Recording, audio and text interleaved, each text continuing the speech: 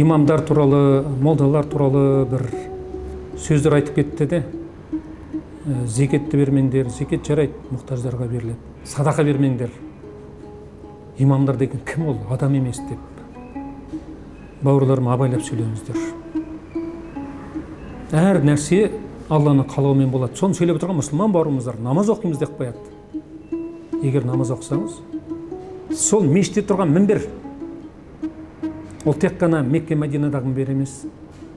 Кез келген мінбер пайғамбарымыз саллаллаху алейхи уассаламның шығып тұрған мінбер екенін естен шығармаңыздар. Сол тұрған мінбер кез келген ауылда, кез келген қалада тұрма, Қазақстанның ол пайғамбардың мінбері. Ол аманаты. Бізге нәсіп етті ме, сол мінбердің бар екеніне, мешіттің бар екеніне сансыз шүкірлер болсын. Ең бірінші мәселе. Екінші мәселе, ишан, қожа, молдалар. Қазақ даласына дін ішінен бірден келген жоқ, өйткені біз көшпелі болдық. Басқа жерлерге қарағанда мынау қаһарман, батыр, бірақ дін ішінен мойындады. Себебі екеуінің мақсаты бір екен. Рухани жағынан оқпаған кезде, дүниелікке көзқарас етінде, мына фәни дүние деген кезде бір болды да қабылданды. Соны кім таратты? Сол пайғамбарымыз саллаллаху алейхи вассалам дүниеден өткеннен кейін сол сахабалар жылап дүниеге тарап кетті. Біздің де Алла келді, қожалар келді. Осы оңтүстіктегі Түркістанға келді, осы жерде тоқтады. Соны мына біздің бабаларымыз, кемеңге бабаларымыз сол жаңағы сахабаларды, қожалар дейміз біз енді қазақта, жігіт ретінде таратып алып кетті. Арқаға алып кетті, Сарыарқада қожалар бар. Семейге алып кетті, мынау Мұхтар Әуезовтің аталары Әуез, сол қожалар. Жігіт алып кетті, айтты, біз мойнымызға аламыз деді, ел болып. Біз бұны ұстаз ретінде қабылдаймыз. Біздің балаларымыз оқытсын. Сауат, ең бірінші мәселе сауат керек болды. Жаза білсін, оқи білсін. Неге? Сауат орталықтары, мешіттер болды. Сол жерлерде балаларды оқытып, тәрбиелеп, көз ашылып, біздің ақындар, кемеңгерлеріміз, осы қазақ елін қалыптастырған Алаштың бәрі медреседе тәрбие алды. Одан кейін барып Санкт-Петербургты бітірді. Мұхаммед Тынышбаев жаңағы техника саласын, медицинаны меңгерген аспандияровтар мысалы үшін сол медресе бітіргендер. Мына рухани болмысын тәрбиелеп алды. Барма деген қазақ болған жоқ, оқы деді.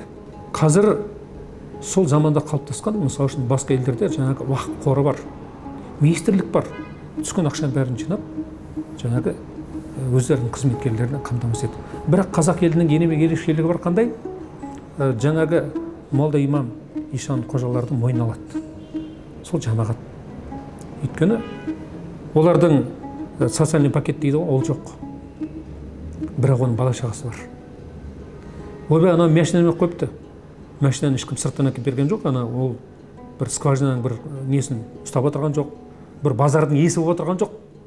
Ойбай, анау авторыноктың иесі бәленбай деген молда екенді естіп көрген жоқсыз ба?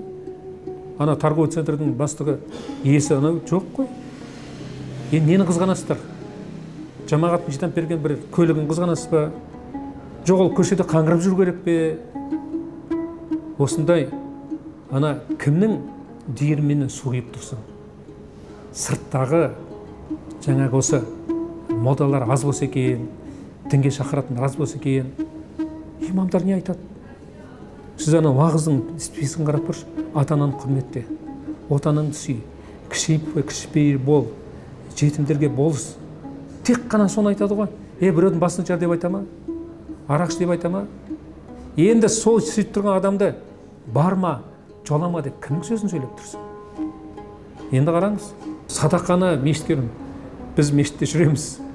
Бірақ бауырларым, мешіттегі жәшіктерді ашсаңыз, ішін бәрі тиын. Ішінде $100 жоқ, $1000 жоқ. 10.000 теңге беретін, 5.000 теңге беріп кететін шығар, ол кімдер? Жаңа намазда жоқ. Бірақ мұсылманда бір апта ойлайды да, Алла кешір. Өзінше бір мен уақытым жоқ қой, мен мұғаліммін ғой, мен врачпын, бірақ барады да, жұма күні барады да бір анандай өзін өзі кінәлап тұр ғой енді осы болып жіберейінші деп салып жібереді де енді соны көре алмайсыңдар ма молдеке бізде хабар жоқ қой келіп бір ауыз келіп айтып кетіңізші деп соны қызғанасыздар ма енді олар болмайтын болса қалай болады бұл біз олар жоқ қылып тастасақ бізді кім тәрбиелейді біздің қарайтақ тәрбиелеп отырған мына телефондар ғой қазір балаларымызда енді оларды өз-өзінен құртпай имамдарға шаппай 20 рет сауап мешітте болған болса бармай ақ қойып сол үйде оқимын кімді талқындап тастады батыстың мына жағымыздағы тасқа табынатындардың мына жағымызда дінсіздердің ортасында отырған жоқпыз ба ұрпағымызды аман алып қояйық деп шырылдап жүрген бәлкім ол бар мешіттер бар қалаларда Алматыда, Астанада, Шымкентте қаладағы имам болсаң, наиб болсаң, кішкене болсын жағдайың жақсы болады. Енді ол зайырлы елде де солай ғой. Мысалы үшін Алматы қаласының әкім болуымен бір Мойынқұмдағы әкім болудың айырмашылығы бар ғой. Қалай болғанда да әлеуметтік жағын айтып тұрмыз да. Енді оған қызған кезде жарайды онда имамдар тек қана ауылда болсын, қалада болмасын деген сөз жоқ. Иә, 90% имамдар 30-40 мың теңге алады. Басы күні бойы қатады бір нәрсе.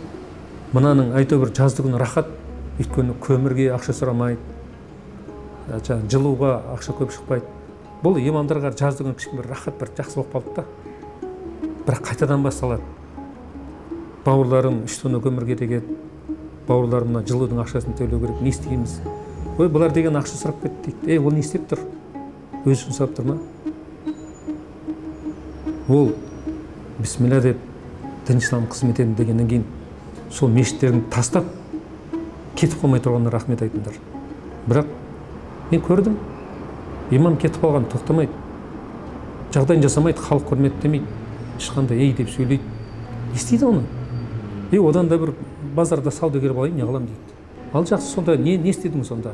Кімге жақсылық болды? Сондықтан осы сөйлеген кезде абайлап сөйлейік. Егер алып кеткен, жұлып кеткен, жеп кететін болса, ақыретте әлгім жауап береді. Тозақта Болис деген шұңғыр бар. Ол жерге ғұламалар, ғалымдар, ұстаздар, дін қызметкерлері түседі дейді, азабы қатты дейді. Әркім өз жауап береді. Оны қойып қойыңыз. Бірақ соны айтып отырған адам амал жасаңыз. Сөйлегеннен гөрі, осы ауылда өзі неше жетім бар еді? Тамақтап қой тұрған бар еді. Соған 1000 теңге тауып алып тасташы, тамақ апарып тастайшы. Соның сол абзал ғой. Сондықтан осы мәселеде келген кезде бауырларым дұрыстап сөйлейік. Мына созақ көтерілісі болған ашаршылық жылдарында, 30 жылдары басу үшін 16 станковый пулемет қойып қойған машин деген.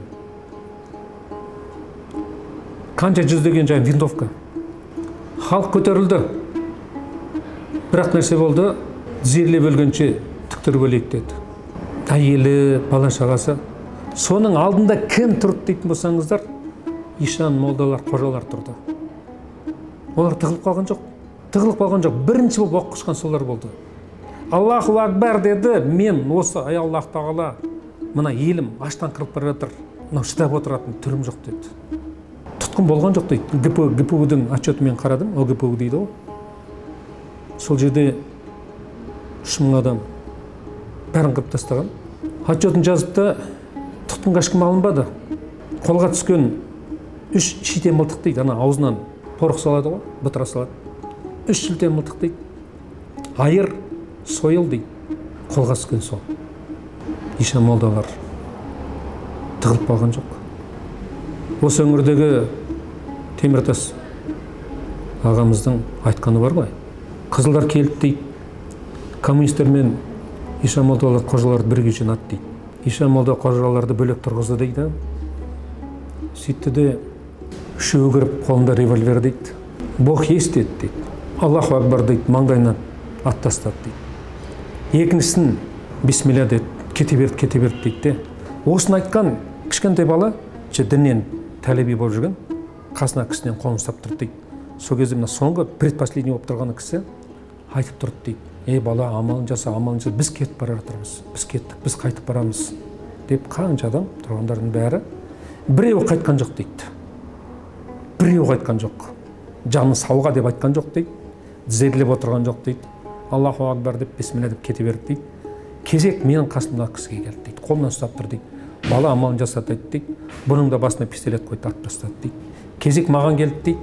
Сол кезде осыны айтып тұрған ақсақал болған, кейін жылап отырып айтып отырған, ол кезде бала кезіндегі сол айтты дейді. Кезек маған келді, Аллах барма деді дейді.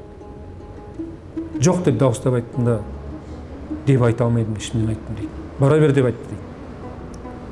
Осы үлгі нені көрсетеді? Қазақ даласында дінге қызмет еткендер жандарын пида еткен.